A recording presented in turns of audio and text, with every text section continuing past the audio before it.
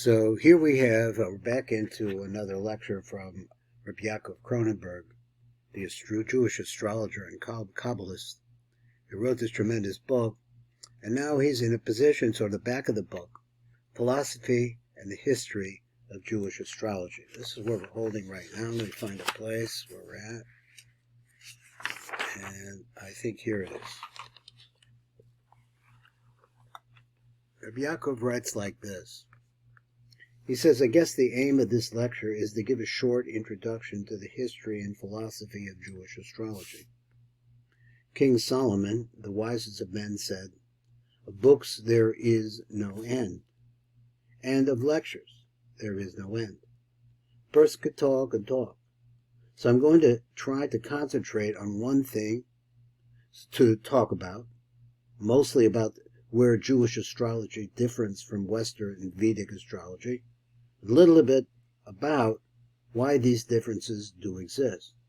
Even show how certain to try to show how Vedic and Western concepts are rooted in Jewish astrology. For the most part, I'm going to try and stay away from trying to talk about what they have in common, except for one main idea, which I think they do have in common, and we will come back to. Now, there are a lot of misprints in this particular place, so I beg you to have patience with the reading and see if we can find out what Rabbi YAAKOV has to say. In the biblical story of the creation of the world, God created one man. He created him out of the earth, was created his body, and God breathed his living soul into his nostrils. Then God took one of his ribs and made for him a helpmate. They were called Adam and Eve. That's the original creation at the beginning of the Bible. So our rabbis ask, they have what are called midrashim, which are rabbinical explanations of the Bible. The rabbis ask there a simple question. Now, the midrashim are stories. There could be tales about different aspects in the Bible or different people in the Bible. And remember Rabbi Beryl Wine saying the best way to understand the Medrash is that there are stories about Richard Nixon, or let's say Joe Biden, or Donald Trump. And then there are stories which may or may not be true. And then there are stories about, say, great saints like the Chofetz Chaim. So they're also, which may or may not be true, but the stories about them really come on to characterize them, that even though they may be more metaphoric than they are accurate. That's the nature of a medrash. So the rabbis asked there a simple question. Why did God start the world with one couple? Why didn't he make many couples? Why did he start with Adam and Eve and nobody else? So the answer, he did it in this way, that no one can say his ancestors are better than mine because we all come from the same source.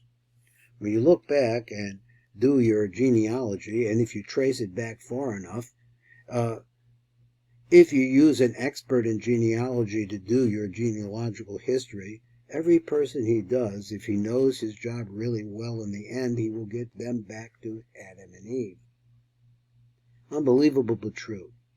So in other words, all of us go back to the same source. So that is the answer of the rabbis. He did it in this way so that no one can say his ancestors are better than mine. We will have the same genetic material. So if you messed up, it's because you wanted to mess up. So in any case, this man's chart or this woman's chart was the astrologer's archetypal, let's pronounce that, archetypal chart, called the chart of Adam Arishon, of the first man. The chart of the first man, that's called the archetypal chart. In other words, maybe it should be archetypical, but I don't see it working out here. In other words, we have a chart with Aries on the ascendant and Taurus on the second house. Now you could understand this if you've been through the rest of this Sefer, because he give you an idea. Over there he has a chart in which he actually shows you all of this. A Gemini in the third house, you'll get the Libra on the seventh house, the house of marriage. And if you start from there, that will be Eve, and she will have her chart starting for the 7th house. So since her husband is in the 1st house, half of the chart away is going to be the 7th house. It's its opposite. So you'll have the chart of Adam and Eve. And that is what is called the archetype chart. Sounds a little bit better there, the archetype chart. And from the chart, we build all of astrology. In other words, all Jewish astrology, all of esoteric Jewish astrology, is based on an understanding of this chart. That is the chart of the first man. That in Hebrew, we call him Adam Arishon, the first man. Now, let's see. I know I have something here. Whoops. I don't see it. Let me see if I could find the chart. It's in here, for sure. But where? I don't have it marked. Give me a second. Yep, there's one.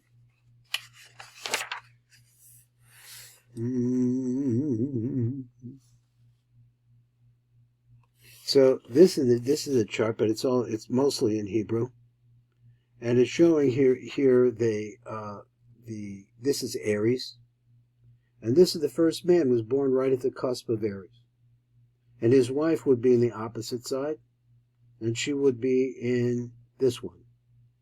Now there's a lot that we've learned in the rest of this series, so that is a deep subject over there. So let me see, where was I? Okay, so let's go back to where I was, and we'll try to pick up. So he says like this: to understand this better, if there were many couples created, there would have been many archetype charts, each with different characteristics and natures, and there would have been no universality to man and no one science to understand it.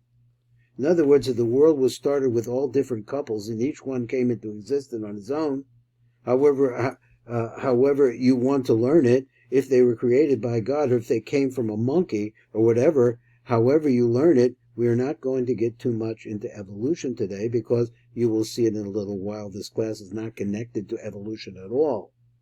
What I'm going to talk about, that's not what I'm going to talk about. So there's a lot of mistakes here. Let me go back over this a little bit, try to straighten out the language.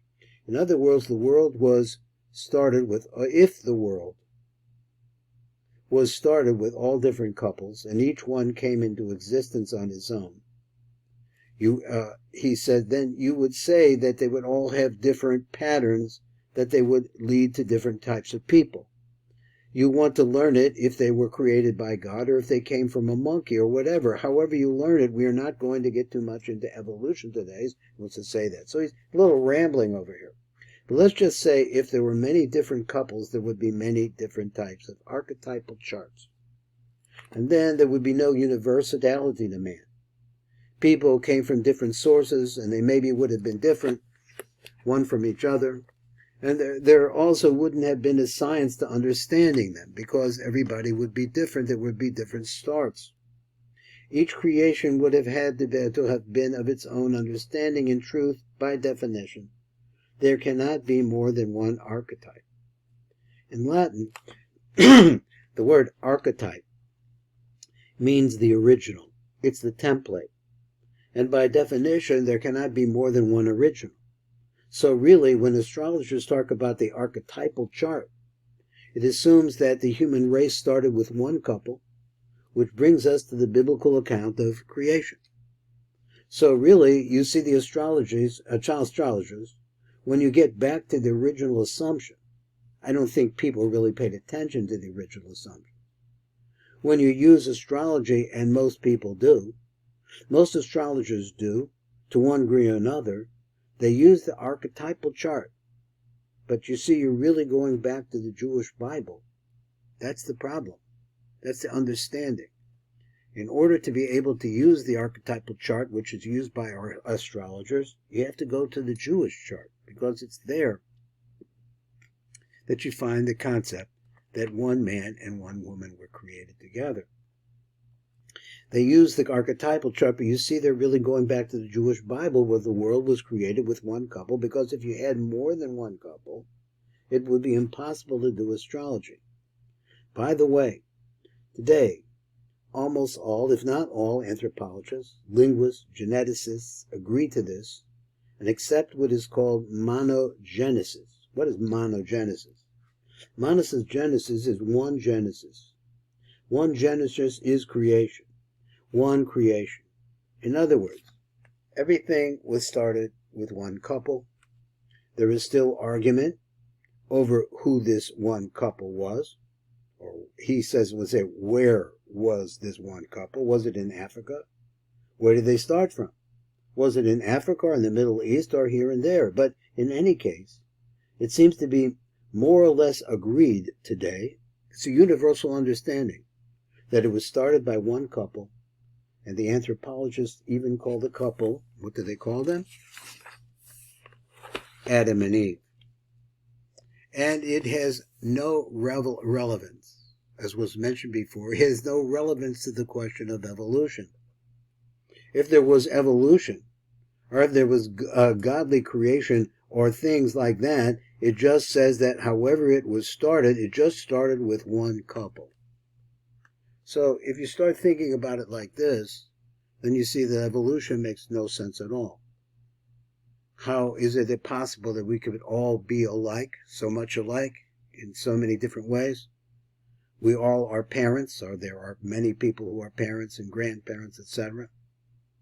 So he says, whether it was started by evolution or by God making man and blowing a life force into his nostrils, however you want to look at it, it's not a question that concerns us at this moment, because it seems to be agreed upon that this is the idea of monogenesis. Go on a little bit. There's another question concerning astrology that I've never heard of anyone talking about except Jewish astrology. And that is why God created the world in such a way. Everything that happens on earth is dependent on the planetary positions and relationships in the sky. So we are moving in tandem with a ball. We live on a giant ball. We are living in a tandem of that giant ball, which is moving through space. We don't notice it because relative to our environment, we don't see the movement. So he says the relationships in the sky, the planets are also moving around the sun, and the sun itself is moving in a circular pattern through the constellations. Another way of asking this question is, why didn't God just send down his energies from above to man without passing through all these intermediaries, such as the constellations, the planets, the angels, and traveling through all the universe, the diverse worlds? Now this goes back to basic Kabbalah and to understand what it took for nothing to create something. This is a deep question which we'll talk about incidentally, because I'm only using the question as a stepping stone to understanding the Jewish approach to astrology. I don't want to get into the details of this right now because it's not the aim of what we are talking about. We're talking about why God created the world and why he did it in the way he did. Ideally, God should have sent his largesse to man and earth directly. Now, let's read that again. Ideally, he says, God should have sent his largesse to man and earth directly. But because of the sin of the first man, who is no longer worthy of enjoying an intimate relationship, a close, direct relationship with God, he created all these intermediaries between him and man. In other words, man couldn't have a close relationship anymore with God. It had to be broken down, and there had to be some sort of separation, just like you see in the world today. So he said, what do you see? You have a king or a president. Let's give the idea of a king, which is the way we used to understand things. There's a king, but how many people talk to the king and meet the king? The king and his ministers for each different area of government. And if you had a problem in that area, you talk to one of the ministers, and that is if you were worthy to get to the minister. The minister had all these emissaries and officers in each city and town, and so you went there. And really, to get to the king was not so easy.